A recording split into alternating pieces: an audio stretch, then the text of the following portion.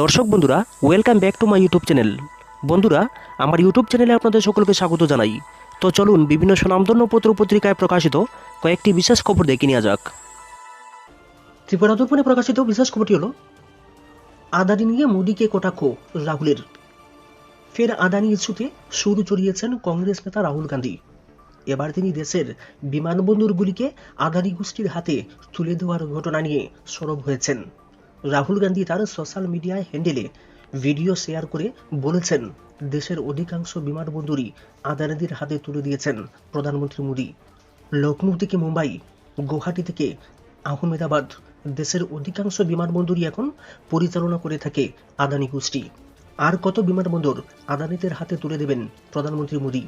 একের পর এক দেশের সম্পদ মোদীর সরকার বেচে দিচ্ছে শিল্পপতিদের হাতে। আর কি কি তিনি বিক্রি করে দিয়েছেন সেটা কি প্রকাশ্যে বলতে পারবেন? প্রধানমন্ত্রী মোদীকে সওয়াল করেছেন রাহুল। প্রসঙ্গত উল্লেখ্য, প্রধানমন্ত্রী মোদী রাজস্থানে নির্বাচনী প্রচারে গিয়ে দাবি করেছিলেন, ভোট এগিয়ে আসতেই আর আদানি আম্বানিদের বিরুদ্ধে কথা বলছেন না রাহুল গান্ধী। এতদিন যিনি কেবল আদানি আম্বানি করে সরব হয়েছিলেন, এখন কি সব ডিল হয়ে গিয়েছে? রাহুল গান্ধীর মুখ দিয়ে আদানি আম্বানি নিয়ে একটি কথাও কেন বলছেন না? এখন কেন? রাহুল গান্ধী অভিযোগ করেছেন 2020 সাল থেকে 2021 সালের মধ্যে 60টি বিমানবন্দর যেগুলি করদাতাদের টাকা দিয়ে তৈরি হয়েছিল সেগুলি আদানি গোষ্ঠীর হাতে তুলে দিয়েছেন প্রধানমন্ত্রী নরেন্দ্র মোদী। আগামী 50 বছরের জন্য আদানি ভাইরা এই বিমানবন্দরগুলি পরিচালনা করবেন। তার মধ্যে রয়েছে মুম্বাই, লখনৌ, আহমেদাবাদ, বেঙ্গালুরু, তিরুঅনন্তপুরম সহ একাধিক বিমানবন্দর। কবে এদের বিরুদ্ধে তদন্ত শুরু করবেন মোদী? কয়েক বছর আগে মোদী নিজেই বলেছেন, কালো টাকা দিয়েছেন আদানি এবং আম্বানিরা। কবে তাদের বাড়িতে ইডি সিবিআই পাঠাবেন মোদী? ভিডিওয় প্রশ্ন তুলেছেন রাহুল গান্ধী। শুধু তাই নয়, আদানি ডিফেন্স এরোস্পেসের বিজ্ঞাপন বিমানবন্দরগুলিতে রয়েছে, সেটিও ভিডিওতে দেখিয়েছেন রাহুল গান্ধী। এর আগে রাহুল গান্ধী দাবি করেছিলেন, মোদীর হাতের বাইরে বেরিয়ে গিয়েছে নির্বাচন, ইন্ডিয়া জোটই সরকার গড়বে দিল্লিতে। সেই সঙ্গে 30 লক্ষ চাকরি 15 আগস্টের মধ্যে দেওয়ার প্রস্তুতি শুরু করে দিয়েছেন তারা। সেই কথাও বলেছিলেন কংগ্রেস নেতা রাহুল গান্ধী। ত্রিপুরা দর্পণ সম্পাদকীয়, কোনো ধর্মীয় অনুভূতি নেই।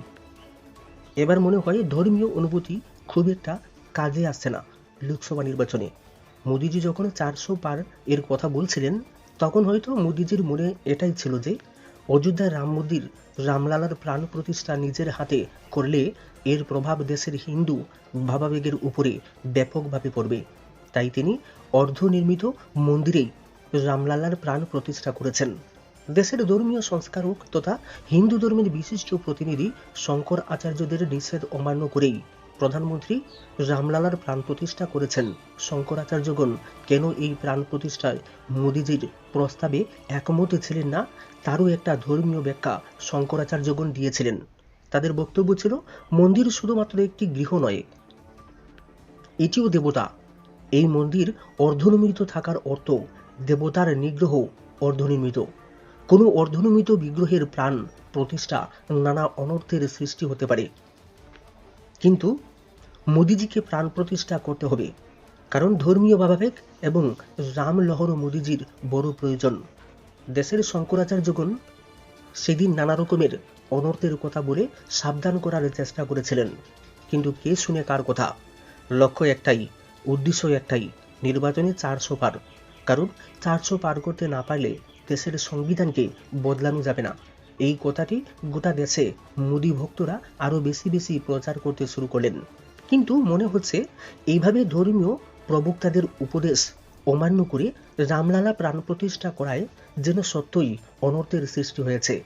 বিশ্বের সর্বশ্রেষ্ঠ ঘোটালা বা বন্ড এর মাধ্যমে বিভিন্ন পুঁজিপতি ও উদ্যোগপতিদের কাছ থেকে ঘুষ হিসেবে নেওয়া হয়েছিল তা প্রকাশ্যে চলে এসেছে করোনা ভ্যাকসিন নিয়ে দেশের মানুষকে ধোঁকা দেওয়া এবং বিপদের দিকে ঠেলে দেওয়ার বিষয়টিও। এইসব কেলেঙ্কারির তথ্য প্রকাশ্যে আসতেই রামলালাও যেন মুখ ঘুরিয়ে নিয়েছেন। তাই এইবারের নির্বাচনে রামলহন নেই। হিন্দুত্ব যেন কোনোভাবেই ভোটারদের মনে কোনো প্রভাব বিস্তার করছে না।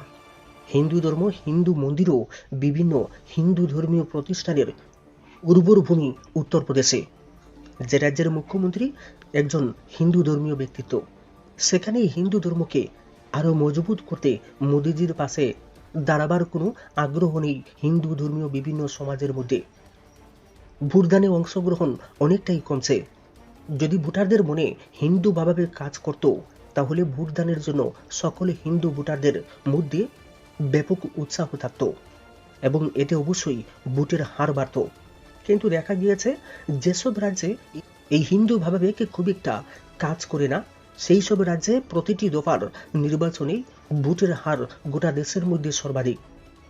যেমন পশ্চিমবঙ্গ ও ত্রিপুরার ভোটের হার এই কারণেই সর্বাধিক। উত্তরপ্রদেশে এবার ব্রাহ্মণ সমাজের খুব প্রকাশ্যে চলে এসেছে। মনে হচ্ছে উত্তরপ্রদেশের ব্রাহ্মণ সমাজ এবার কারো প্রতি অন্ধ সমর্থন জানাচ্ছে না, অর্থাৎ ধর্মীয় ভাবাবেগ এবার কাজ করছে না। উত্তরপ্রদেশে কয়েকটি ভোট গ্রহণ কেন্দ্রে ইভিএমে ভোট গ্রহণ নিয়ে অভিযোগ এসেছে যে সেই সব ভোট গ্রহণ কেন্দ্রে নাকি ভোটাররা এক প্রতীকে টিপ দিলে ছবি ভেসে উঠছে অন্য প্রতীকের। উত্তরপ্রদেশের চতুর্থ দফায় নির্বাচনের দিন অনেক ভোটার অভিযোগ করেছেন যে তারা সাইকেল প্রতীকে টিপ দিয়েছেন, কিন্তু ছবি ভেসে উঠেছে পদ্মচিহ্নের। এইসব অভিযোগের কথা ছবি সহ সোশ্যাল মিডিয়ায় ভাইরাল হলেও নির্বাচন কমিশন কিন্তু চুপ করিয়ে আছেন। এইসব কেন্দ্র হচ্ছে যেখানে বর্তমানে বিজেপি দলেরই সাংসদ, অর্থাৎ হিন্দুত্ব কাজ করলে এইভাবে কারচুপির অভিযোগ আসতো না। যদিও ইভিএমে এমন কারচুপির সংবাদ বা অভিযোগ খুবই নগণ্য। বেশিরভাগ ভোট গ্রহণ কেন্দ্রেই স্বাভাবিকভাবে ভোট হয়েছে, অর্থাৎ দুই একটি ভোট গ্রহণ কেন্দ্র থেকে এমন অভিযোগ আসলেও ভোটের ফলাফলে এর কোনো প্রভাব পড়বে না বলেই মনে হচ্ছে। তবে এইসব ঘটনা নির্বাচনে শাসক দলের হারেরই ইঙ্গিত দিচ্ছে বলে মনে করা হচ্ছে। বিজেপি শাসিত রাজ্যগুলোতে ত্রিপুরা ছাড়া হিন্দি বলয়ে ভোটের হার কম কেন, এই নিয়ে রাজনৈতিক মহলে ভীষণ চর্চা শুরু হচ্ছে। অনেকেই বলছেন এবার কোনো লহরই কাজ করছে না, না আছে রামলহর, না আছে মোদী লহর। ত্রিপুরার দুটি আসনে ভোটের হার বেশি ছিল, এটি ত্রিপুরার ঐতিহ্য, তবে কোনো লহরের জন্য নয়, কারণ এই রাজ্যেও নানা ধরনের অভিযোগ এসেছে যা কাম্য ছিল না।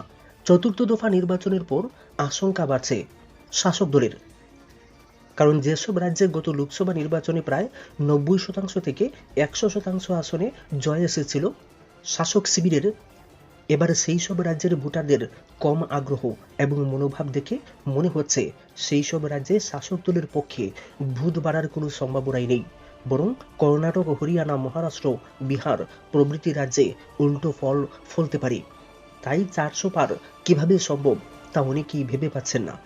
দেখা গিয়েছে বেশ কিছু রাজ্যে এনডিএ সহযোগী শক্তিদের অবস্থা এবার কিছুতেই ভরসা করার মতো নয়। সুতরাং 400 পারের কথা না হয় ছেড়েই দেওয়া হলো।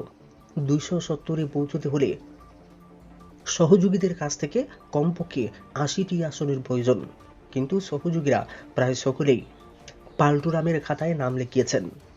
প্রকৃত তথ্য হলো তাদের হাতে বর্তমানে যে আসন সংখ্যা আছে সেগুলিও ধরে রাখা কঠিন হবে অনেকের কাছে। কারো আসন 0 থেকে 1-এ গিয়ে থামবে, কারো আসন 0 থেকে 1-এ গিয়ে থামতে পারে। মোদিদির শাসন ব্যবস্থায় প্রায় পুরোটা সময়ই যেন গেরুয়া শিবির দল ভাঙানোর খেলায় ব্যস্ত ছিলেন। নিজেদের দলের কর্মকর্তাদের উপরে ভরসা না রেখে অন্য দলের চালাক চতুর লোভী নেতাদের উপরেই বেশি ভরসা রাখতে দেখা গিয়েছে শাসক দলের। এতে অবশ্য ত্রিপুরা, মহারাষ্ট্র, বিহার সহ বেশ কয়েকটি রাজ্যে সফল হয়েছে গেরুয়া শিবির। বিশেষ করে নির্বাচনী বন্ড ঘোটালার মাধ্যমে হাজার হাজার কোটি ঘুষের টাকা হাতে পেয়ে এগুলিকে কাজে লাগানো হয়েছে দল ভাঙানোর খেলায়। অনেক নেতাই অর্থের কাছে নিজের আদর্শকে ত্যাগ করে নথি স্বীকার করতে বাধ্য হয়েছেন। অবশ্য এর জন্য তাদের ব্যক্তিগত অপকর্ম দায়ী ছিল। অনেক নেতাই ইডি, সিবিআই এর রেডারে ছিলেন, ফলে রাজ্যে রাজ্যে সফল হয়েছে গেরুয়া শিবির।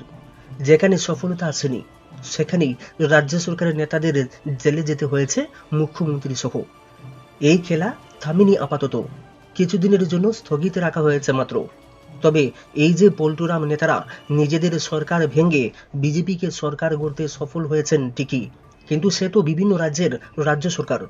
কেন্দ্রের সরকার করতে কি তারা একই ভূমিকা রাখতে সক্ষম হবেন?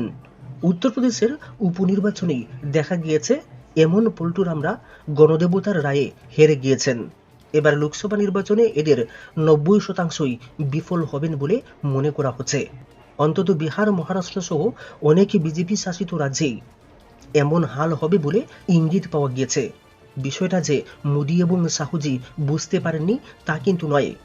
বিহার তো অনেক আগেই বুঝেছেন।